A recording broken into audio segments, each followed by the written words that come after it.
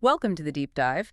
Today we're taking a bit of a focused look, a necessary shortcut really, into Revelation chapters 4 and 5. Some powerful stuff here. Absolutely. And we're digging into that core question, something I think everyone asks at some point. Does God actually hear our prayers? Yeah. Especially when things get really tough. Yeah, exactly. And the context for this letter, the original audience, they were really going through it. Oh, definitely. We're talking about believers under serious Roman persecution. Their whole world felt like it was collapsing. They needed, well, concrete hope, not just vague ideas. And getting that hope, understanding the text, relies on not just using one lens, right? We've talked about needing multiple interpretation methods. That's crucial. You've got the futurist view, it's all still to come. The historicist unfolding through history. Predor just happened back then, first century. And symbolist, kindless truths. You kind of get all four working together here. Okay, so let's jump into chapter 5. John's called up to heaven, sees the future contained in the scroll, but it's sealed tight. Right, 7 seals, like official wax seals back then, showing it's authorized but locked. And then this tension builds. An needy angel steps up. And asks the big question. Yeah, who is worthy to open the scroll? And the answer is just silence. Complete silence. Heaven, earth, under the earth, nobody. And that's when John breaks down. He wept and wept. What's the interpretation there? Is it just fear? It seems to be more than just fear. It's this intense, passionate longing. He desperately wants God's planned salvation of rescue to be revealed for the people suffering back on earth. So if no one can open the scroll, that hope is just locked away. That's the feeling. That the path to ending the suffering, it's blocked forever. Real despair. But then an elder steps in, stops the weeping. Yes, points him to the one who is worthy, the Lion of the tribe of Judah, the root of David.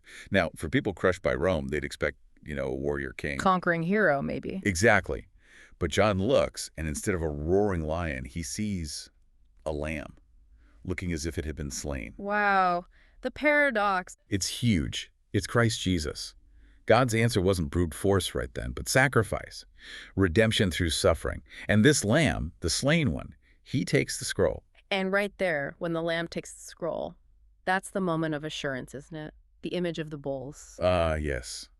The 4 living creatures, the 24 elders, they fall down. They have these golden bowls full of incense. And the text tells us exactly what that incense is. The prayers of God's people. Precisely. Think about what that meant for those first readers.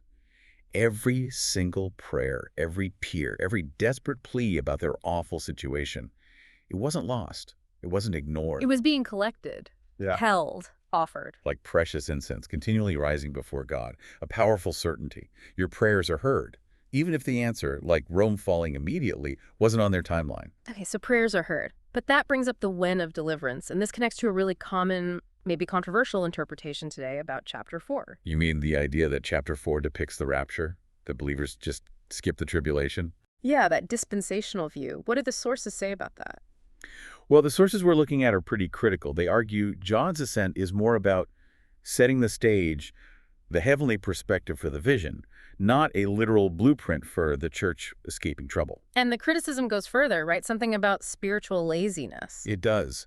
The concern is that this view can lead people to think, well, I don't need to worry about suffering or injustice. I'll be rescued before it gets bad. It suggests maybe a Christian life should be automatically easy. Which isn't the message here. Not at all. The sources emphasize that believers do go through tribulation, whether it's first century Rome or modern persecution in places like North Korea, or wherever believers face hostility. The point isn't seeking special privilege. It's about faithfulness through the hardship, overcoming by walking God's path. Exactly. Overcoming all things by obedience. So as we wrap this up, maybe the question for you listening is, where's your focus? Is it stuck on the prayers that feel unanswered? Or is it on that next step of obedience, even when it's hard?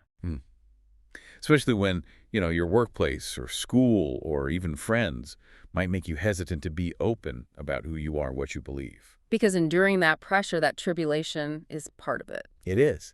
And remember, even if history right now seems driven by human chaos, by greed, the ultimate conclusion is already set. It's God's perfect will revealed by the Lamb who is slain. That's the hope that can't be destroyed. That's right. So if God is already holding your prayers like sacred incense, what's the next faithful step you need to take today, right where you are? Something to think about. Until the next deep dive.